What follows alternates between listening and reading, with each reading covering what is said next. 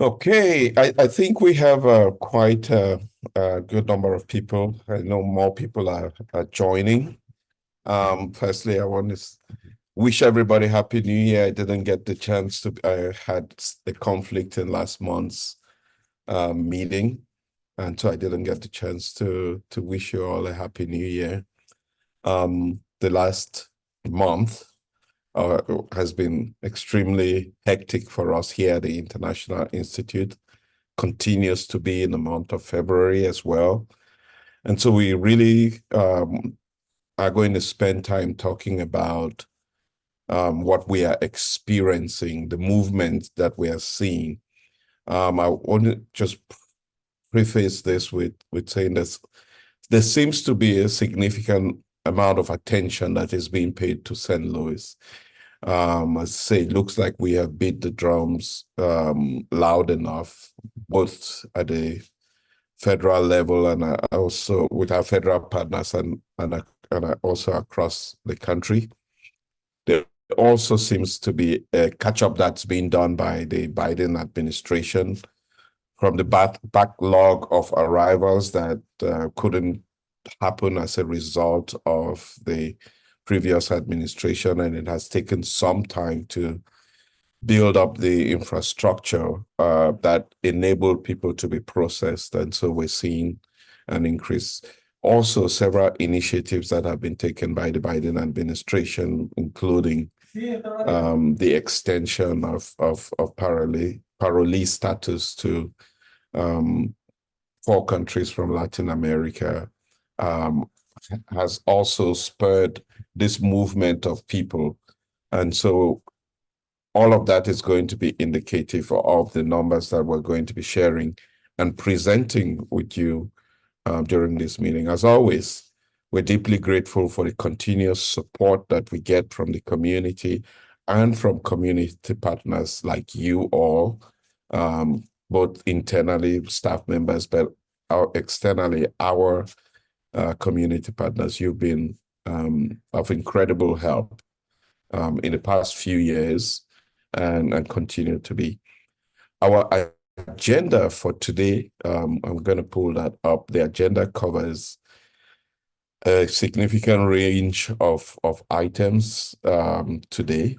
And we're going to begin, with our resettlement update, which is going to touch on primarily refugee arrivals. But we're also we're going to talk about how we are adjusting to the significant number of arrivals that we're doing, that we're seeing now, and how we're working with a new arrivals calendar to ensure that our new arrivals have access to the benefits that they need within the shortest possible time, but to do this in a manner that is in a systemic way that is organized and accelerates that access. We're also going to get an update about our Latino Outreach Initiative. We'll talk about the Afghan Support Center that's coming to the city at the end of February, where we would like to see as many community partners participate in. We will also identify some urgent needs that we have and how we can get help from the community, from stakeholders like you and from your networks. Then obviously we'll talk about community shout outs and upcoming events. As always, we're open to take questions on any of the items as we go along or at the end of it. So let's go on to talk about our resettlement updates. Let's go on to resettlement updates. And because our resettlement team, I don't know whether they are here yet because they have a community meeting that is probably going to go on to a few minutes. I'm going to turn this over to the Vice President here of Talent Development and Advocacy, Blake Hamilton, to talk about the walk-ins. And Blake, it may be good to just refresh everyone's memory on this definition, walk-ins, as you go into presenting these numbers. Yeah, thank you. I'm going to keep my video off because I have an unstable internet connection, it says. So Good afternoon, everybody. As Ray mentioned, we want to delineate between our walk-in clients served and our new arrivals. And new arrivals, for us, we count those as the refugees that are being resettled through the Refugee Resettlement Program. All of the folks who present at our doors seeking service or to enroll in programming, we term walk-ins.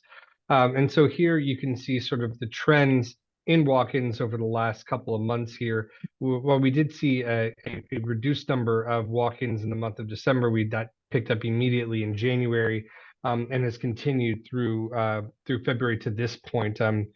Being now only part of the way through the month, we can say that we've seen a further uptick in walk-ins.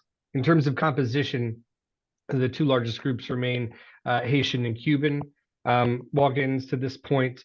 We've seen, of course, a downturn in Ukrainians. I just wanted to speak to that as to why that is the case. For Ukrainians who are coming into the United States today, if those folks are arriving after September 30th this year, really have a new landscape to navigate, which precludes them from being able to access many of the programs that had previously been available to Ukrainians arriving prior to that date. So we've seen fewer folks engaging with service, and many of these folks, these four individuals who arrived, had actually arrived prior to that 9:30 deadline and are engaging in service with us. And so we want to continue to put the word out there. If you know Ukrainians that arrived prior to 9:30, September 30th of 2023, we still have programming that is available to them and can help support them.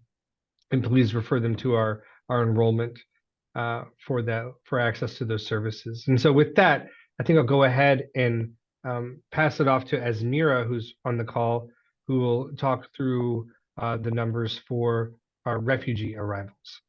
Asmira? Yes, I'm here. I'm sorry. We also have a problem with internet connection. So if you lose me, not my problem. So anyway, we have been very busy and we are facing like many challenges, but with teamwork and volunteers, we are, doing our best. And we didn't have like major like issues during new arrivals, large number of arrivals. Regarding our cases, in January, we did resettle 123 individuals. It means 50 cases. Usually people coming from Somalia, Iraq, Republic of Congo, Afghanistan, Syria, Colombia. And we do see like a smaller nationality, like people from Mali. We do see from Guinea. We do see also people from Nicaragua, and I have one new case from Haiti coming. And first, actually, Blake, first Ukrainian family that I assure as a refugee case. Like we do have like a diversity now. In February, until now, we do have 38 cases, and it's mean 119 individuals. So same like Sudan, Syria, Burkina Faso, Guinea, so many different nationality. And we hoping like to get more people next month, because I already start to receiving people who will come in March. It will be again over 100 people. So like until now, we did like from October 1st until now, we did resettle 453. And we did agree to resettle this fiscal year 1,000 people. So we are already almost on the half that we resettle. As I said, like we are facing some issues, but as a teamwork and help of our volunteer, we are trying to do our best and to resolve any issues that we have right now. So for now, we are doing well. Okay.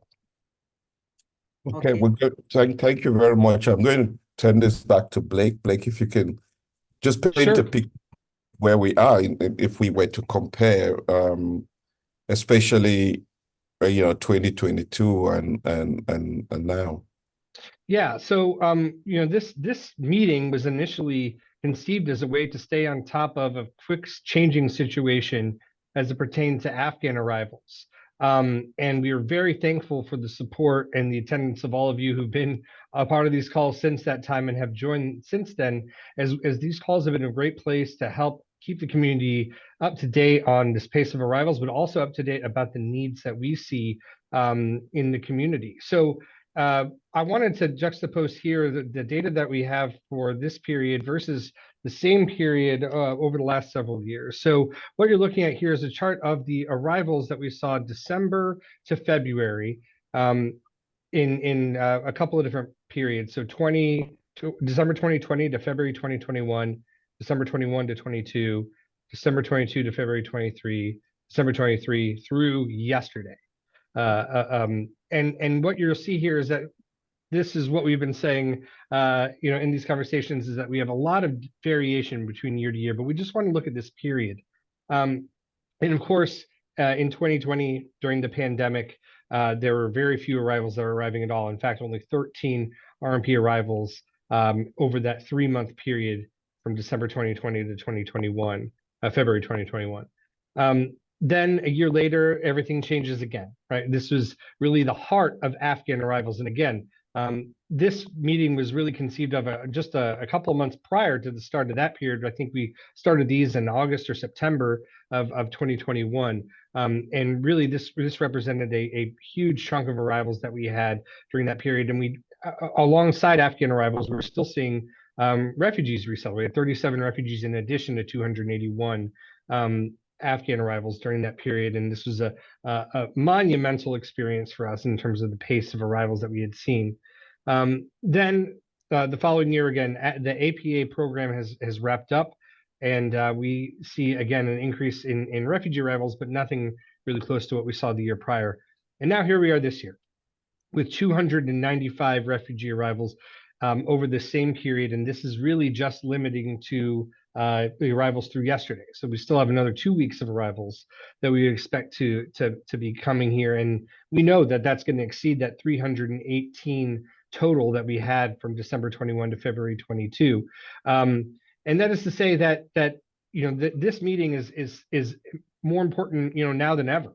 We're back into this cycle of an incredible number of arrivals and really a need for a community support to ensure that the folks that are arriving have the resources that they need to access the various community resources that are out there and the programming and support that are available across a variety of organizations.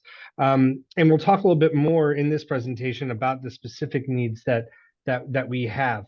I just want to make sure that these numbers were known to everybody, because I think it's not always clear when we talk about how busy we are.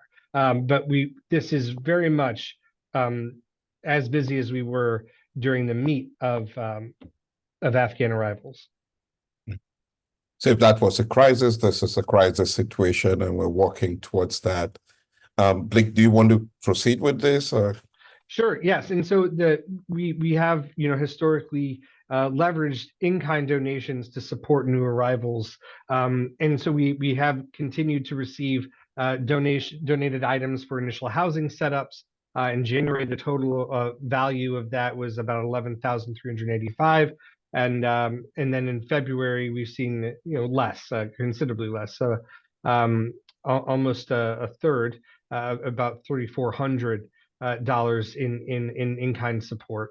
And we have had a number of volunteers who've been very active and helpful in preparing these setups and setting actually the apartments up as well. And that has been very helpful. But functionally, we still need more volunteers to support this process, given the pace of arrivals that we have seen.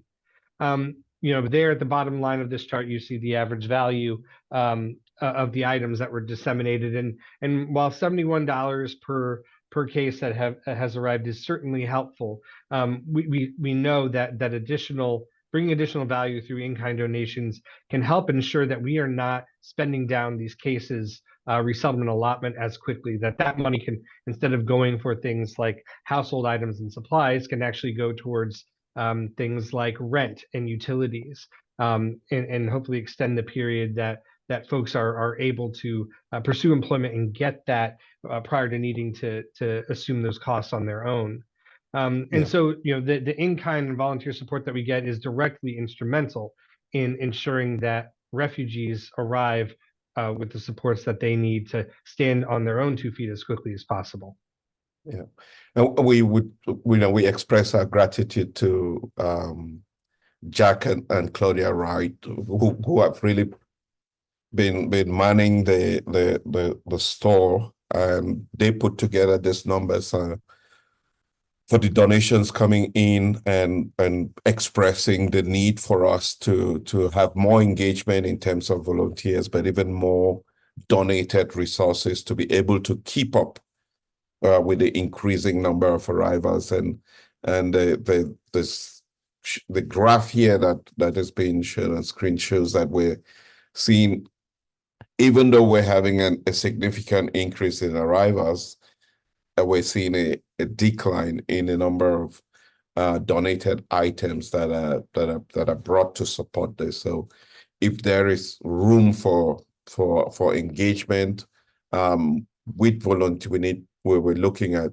getting more volunteers, especially to help with the setups, but also as well as donated items that can go into the housing. We're running out of all the donations that came in during the holidays, and now we need to build back up because the numbers are coming in. And I think later on in this session, we're going to talk about what some of those items are, and how people can contribute or donate to ensuring that we build back our reserves of donated items.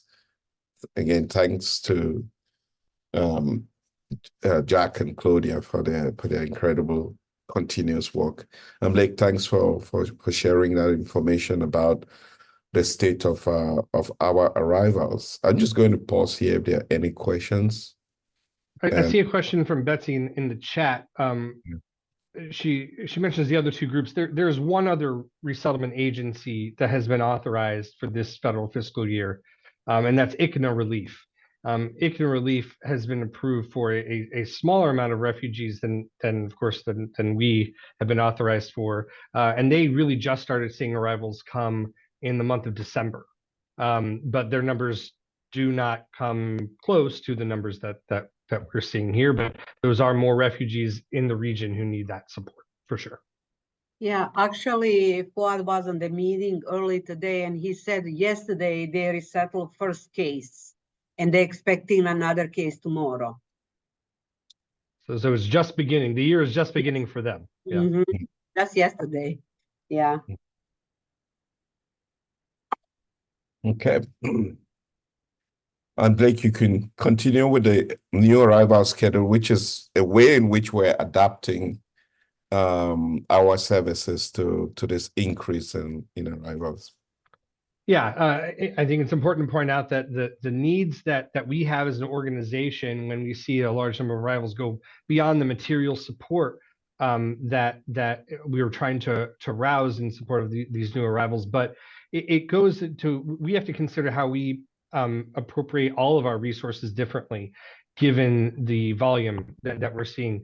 And so in an effort to more efficiently and effectively and quickly deliver service to clients who are coming, we have organized a new arrival calendar, which really just follows the first 2 weeks of any refugee's arrival, and really ensures that we're getting folks access to needed supports again as quickly as possible to ensure that the maximum amount of programs available to that person they're engaging in, and those programs are providing support early and often. So we have organized our resettlement.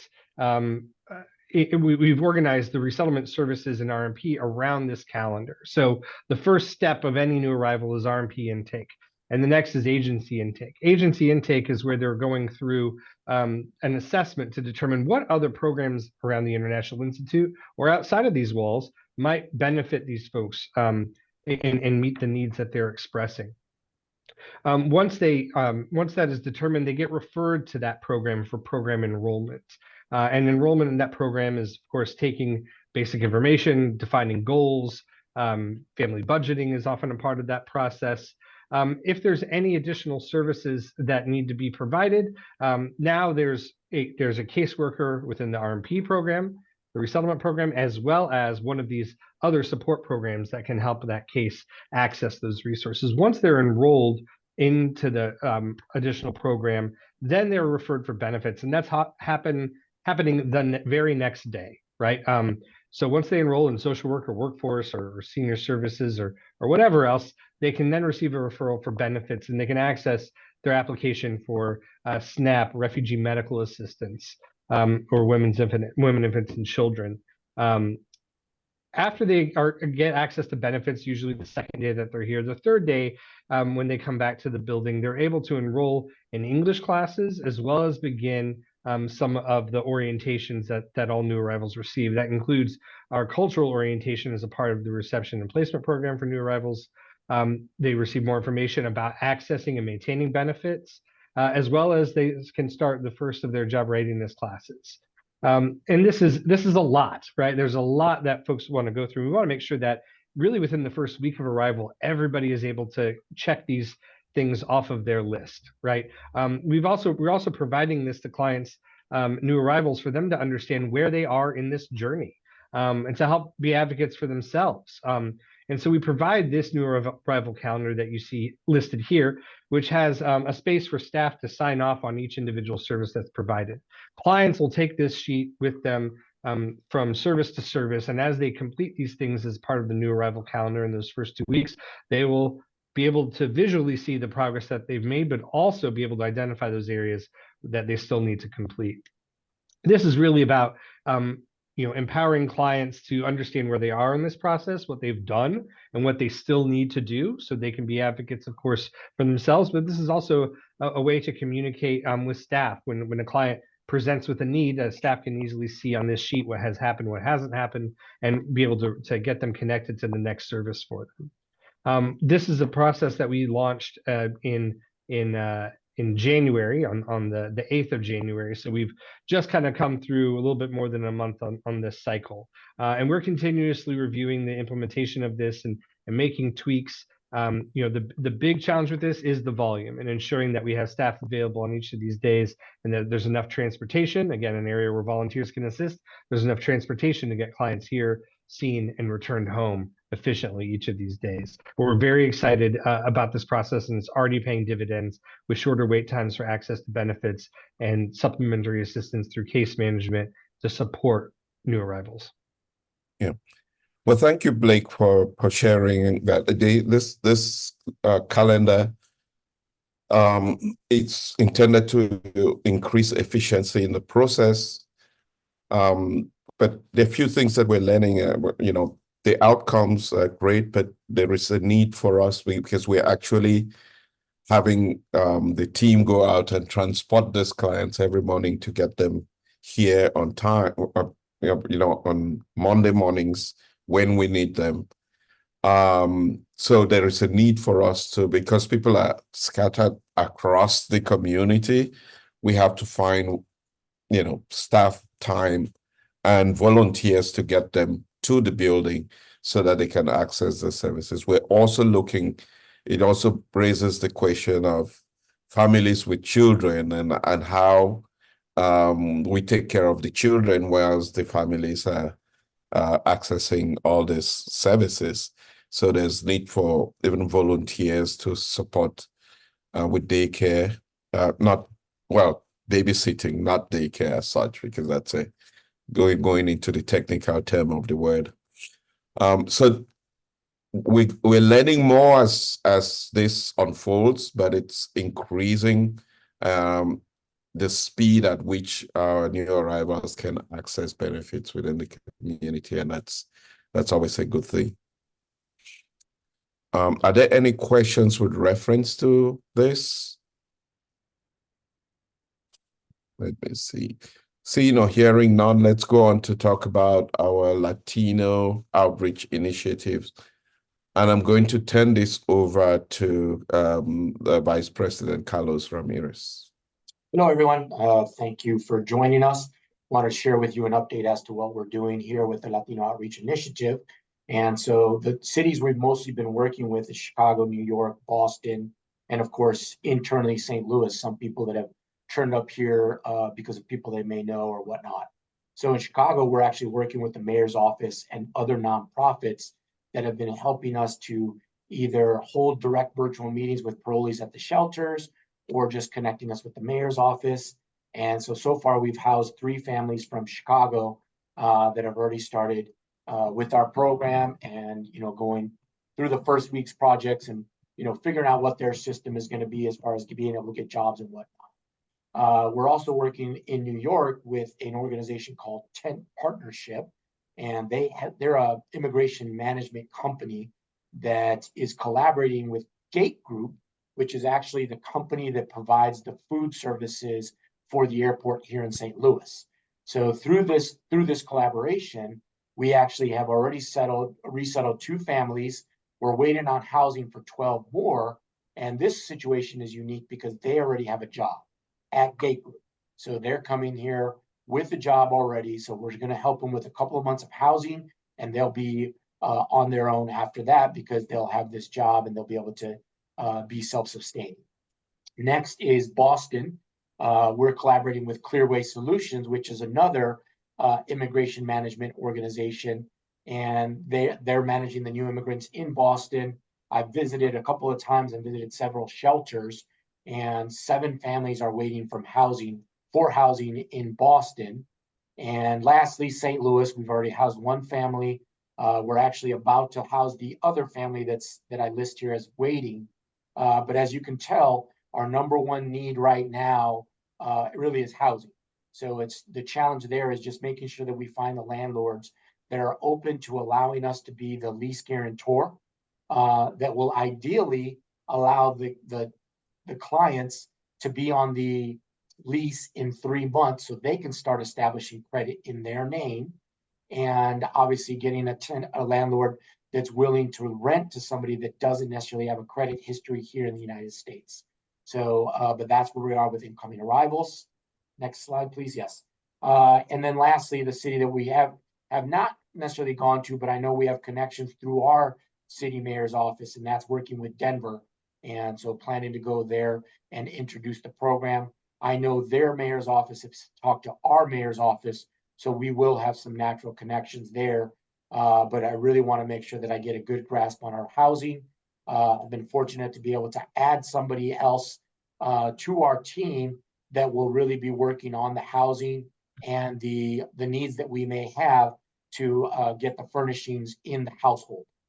And so with that, we're going to need twin sheets and queen size sheets for the bedding, pillows, kitchen supplies, cookware, shower curtains, wastebaskets, bathroom supplies, cleaning supplies, hygiene products, and all of those furnishings you can coordinate with Alexia Prudencio, who is our new resource coordinator that will help with the furnishings of the apartments and the finding of apartments/houses for both our Latino Outreach Initiative, but also for the Afghan program. And so if you could go back a slide, sorry, previous slide, one more, there you go. And so for our housing needs, we are actually looking for 1, 2, 3, 4, and even 5-bedroom units, apartments and or single family homes. Again, it's really more about the landlords that are willing to work for us and that are open to rentals for new Americans. Ideally, this will be located in the city, whether it's South City or not, it'll be in the city. But Abdul Nouri handles our housing for the Institute as a whole. But if you go forward 2 slides, please. Bernice Forrest is actually our resource coordinator that's helping all of these families go one step at a time. So they will go through our intake process, and then Bernice is the resource coordinator that will then hold their hand through the process to make sure after intake, did you go to the next process? Did you go to the next department? Did you get your English classes? Did you go to the first trainings that you need in order to work with a work coordinator to eventually get through a job placement? So these are the 2 people that are helping us with all of this process. Is that our last slide? Looks like it may be. So yes. Any questions? No. Well, thanks, Carlos, this is a new program that we've started here at the Institute. There's a lot of learning in the process. We've learned a lot in the last 2 months. We've just seen our first arrivals in the community. Quite interesting is that we already have the potential of 14 families coming in to start work. Two have already arrived and already have jobs upon arrival, and 12 more to come. We're seeing, it's trickling in from the different communities that we've reached out to. And really, most of them are parolees. They either have already had their employment authorizations, or for those that have arrived with that, we're working with our immigration department to support them to make sure that that application goes in. But the majority that have arrived have either already have their employment authorization. So those are, and that's key to the target audience that we have. Is as we reach out to those communities, our eligibility process is ensuring that one, they have legal status as parolees in the United States, and that they either have their employment authorization or are in the process. The next steps in this, where I think it's going to be exciting, is how we begin to plug them in, giving them the capacity, whether it's through English language, computer classes, or beginning to integrate them into the pre-apprenticeship program, in partnership with the trade unions, or working with other employers in the region to integrate them into the workforce here. Carlos, I noticed you wanted to add something. Yeah, and so to that point about who we're accepting right now, initially the idea was going to be that we would accept anybody that was eligible for a work permit, but we actually have enough people that already have their work permits that we've kind of called an audible and are mostly only working with people that already have their work permits. And those are the people that we're bringing in from Boston, New York, Chicago. Now, those people that landed here in St. Louis without our necessarily recruiting, those are the individuals, because they already have housing, that we're taking them on without them having their work permit. And so we're able to allow them, and through our immigration lawyers, to apply for and pay for their work permit. And since we don't necessarily have to pay for their housing initially, we are working with them to get their work permit and be able to incorporate them into the system that we have once they get their work permit ready to go. Thanks, And Carlos. Any questions? Is there any so questions? right now, in regards to Peter's question about the schooling and whatnot, we haven't had a ton of families with schooling just yet. We have had some, and our resource coordinator, Berenice, she's actually working with the different schools depending on where we find housing for these people to make sure that we have a system to get these kids in school as quickly as possible. So as of right now, we haven't necessarily had any challenge because of the system, the school systems. It's more of us having our system to know who our contacts are at each individual school district. Any other questions? All right, great, thank you. Okay. Thanks a lot, Carlos, for that. I'm going to have Blake come back and talk about the USCIS Afghan Support Center that's coming to St. Louis. Yes, me again, everybody, the disembodied voice. We are very, very honored that St. Louis was chosen as one of about 24 cities to be hosting these Afghan support centers. U.S. Citizenship and Immigration Services Administration is coming through to host these centers at various locations throughout the country, really as a response to the resettlement of and subsequent migration of Afghans from the Afghan parole program. So what this is designed to do, provide a resource center for Afghans who are new to a region, or who are not even new to the region, but want to be exposed to a number of service providers, organizations, that are here to support and help. And so the Afghan Resource Center is going to be held here in St. Louis at the Renaissance St. Louis Airport Hotel from Wednesday, February 28th through Saturday, March 2nd. This will be a chance for service providers or organizations generally that want to reach out to this community to table and meet with what we expect to be between 800, 900, or even more Afghans who are being notified of this service and the availability of these services. USCIS and a team from the federal government will be there also conducting listening sessions as part of this outreach. They want to learn more about the resettlement process, both overseas and domestic, that these folks engaged in through Operation Allies Welcome, their experience, of course, on the bases and then transitioning to local communities like St. Louis. They'll be hosting multiple listening sessions for different groups. They'll be hosting one just for youth, one just for women, and they're in the process of planning the dates and times for those events now. But we could really use your help in reaching out to individuals to take part in those listening sessions. And I've included the email address for Moji Siddiqui, who's coordinating the attendance at those listening sessions. So if you or know anyone who might be interested in this, please reach out to Moji for more information about the dates and times for those. If you are a provider or partner of organization that would like to have a table at this event, there's no cost associated with it. All you need to do is sign up using the link that we've included here. I'm going to go ahead and add that link to the chat here too, so you can access it directly.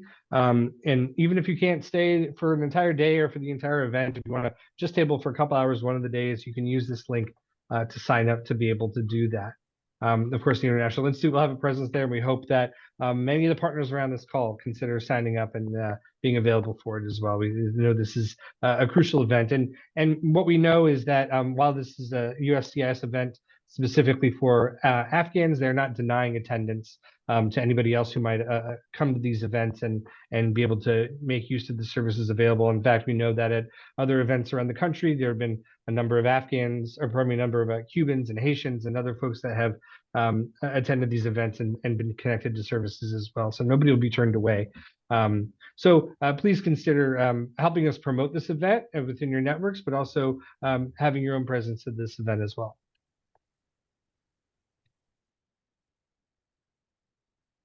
Thank you very much, Blake, for summarizing that. Any questions? I think there is a question from George Bailey. It says, if an agency is participating, does that mean tabling or just attending? It means tabling, right? For organizations there, they want them to present as an organization.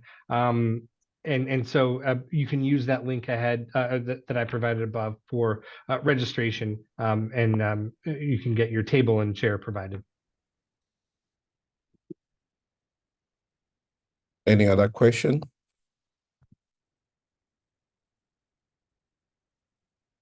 Okay, seeing or hearing none, we're going to go on. I think I'm going to call on Carlos to take the next two items on the schedule.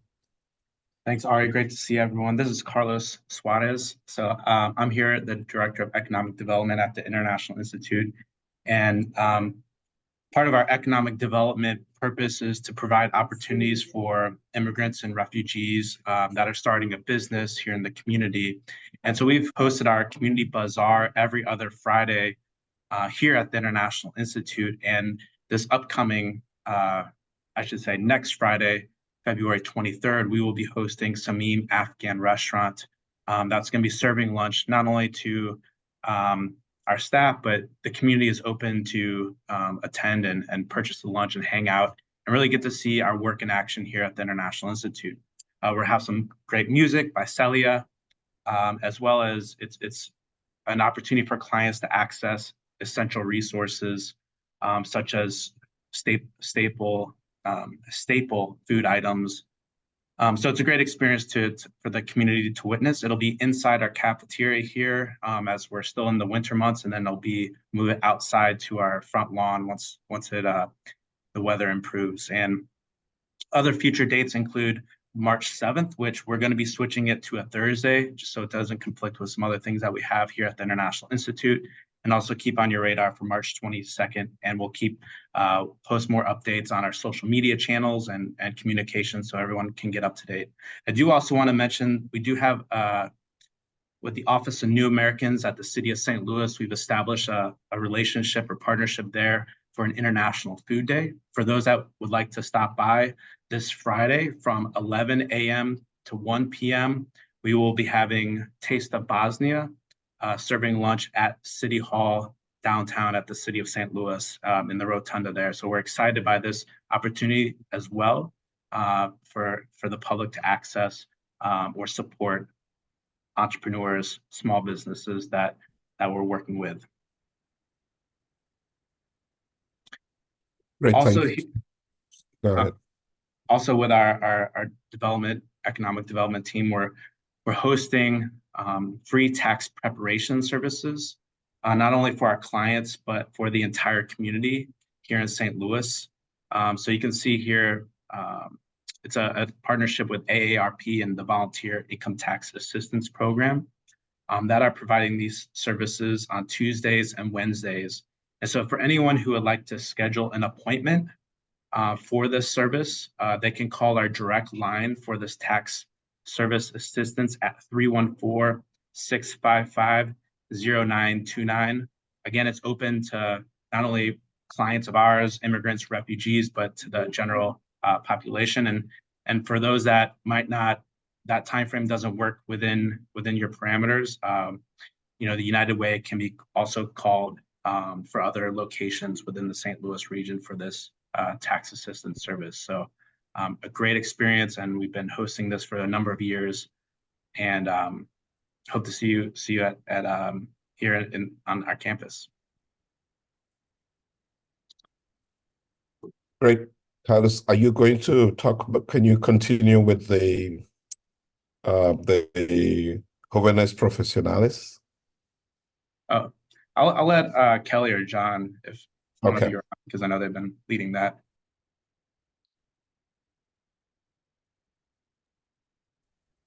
Good morning. Oh, what is it? Yes. Yes, Kelly, please go ahead. Okay, sorry. I was having a little few problems with the computer today. So it's the afternoon. Hello, everybody. This is our favorite part where we get to thank the community groups that have supported us this past month.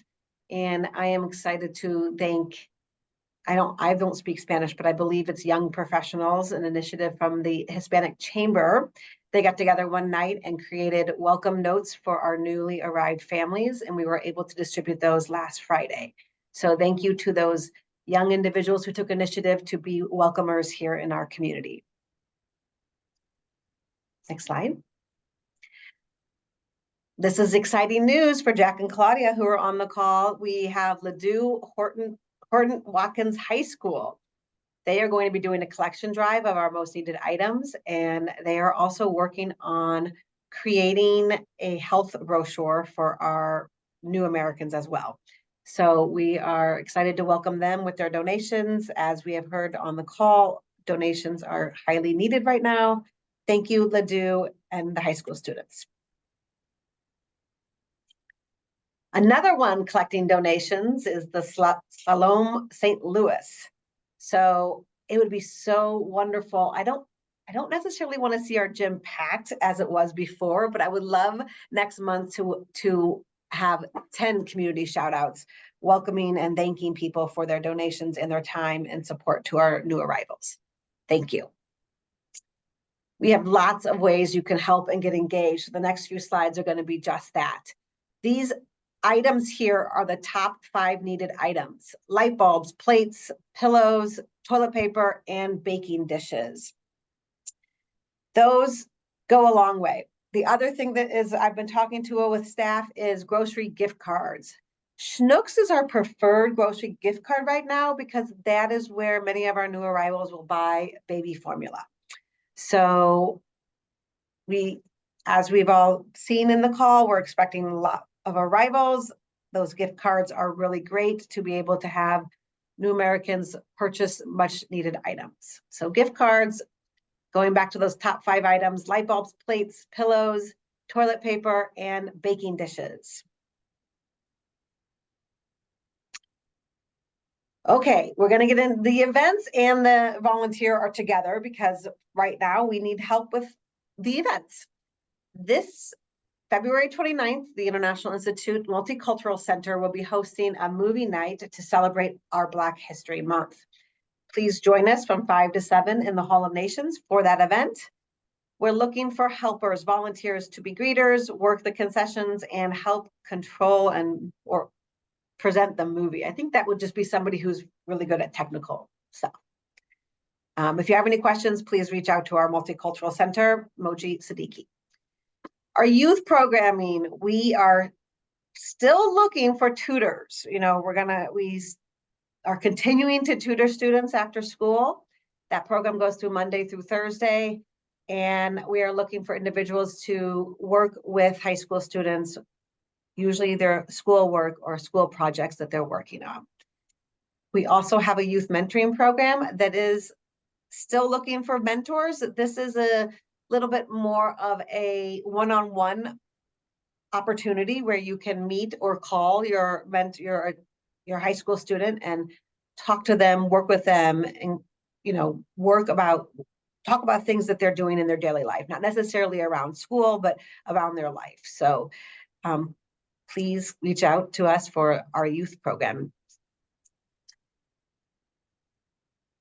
Ongoing volunteer supports. The fundraising and donation drives are what is really needed right now. So if you know any groups or any individuals who want to take it upon themselves to collect items or help us, especially find housing, as we know both programs, a lot of us need housing, please continue and help us with that. If you have questions about doing a donation drive, you can always contact me. I can give you some answers and I can give you the most needed updated list. We continue to offer Friday mornings interview practice, and that is mock interviews with new Americans who are new and are anticipating a job interview. That goes from 9:15 to 12:15 on Friday, and the dates are listed here. And with all the new arrivals, we need grocery shopping. This is, for those of you who love shopping, this is an easy one. All you have to do is take our handy dandy list that we'll give you the gift cards, and you can go and purchase items for new families. That really saves our staff a lot of time so that they can be working on other things, especially during the new calendar that we created. We really would like to see this task taken over by volunteers. Right now, the volunteers are doing a good job, but we would like some more. So here are all the contact informations that you can reach out to, help us with. John Worth is our volunteer coordinator. If you have any questions regarding anything that I mentioned, he will be able to answer it. Catherine Schoberly is our youth programming coordinator, and she can answer those questions. Thank you so much for your help thus far, and we can't do this without you. So we appreciate all of your time and energy. Thank you so much, and back to RA. Thank you very much, Kelly and Carlos. A lot going on, and lots of support coming in from the community. We're extremely grateful for the continuous support. But as you all can imagine, we're underwater, even though we're still breathing. It's significant, the number of arrivals, and like I said, we're doing this together. We're positioning St. Louis. I think St. Louis has the attention now, and people are coming to St. Louis, and it really depends now on us to make their experience here welcoming. And the more they get a welcoming experience, the more word goes out about this community being one that embraces the world. An example that we have is I asked a gentleman here who works here at the International Institute, has been here for 2 months, and he came from Albania. He's Afghan. And I asked him, why did you come to St. Louis? And he said, well, I chose St. Louis because St. Louis is the one community in the United States that reached out to us in Albania, asking us to come to St. Louis. So I had no other place I could go to but just come to St. Louis. And I asked him, what has been the experience since you arrived here? And he said the experience has been phenomenally great. He has a job, he's integrated into this society.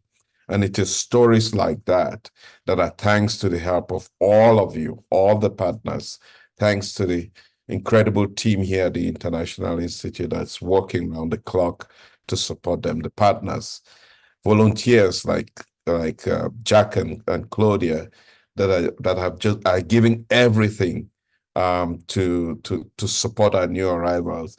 All of that, yes, we are touching lives of these new arrivals, but it's the community, it is St. Louis that is going to reap the benefit. These people are going on to become workers, employers, employees, and employers as well. They're landlords, they're landlords, they're becoming tenants.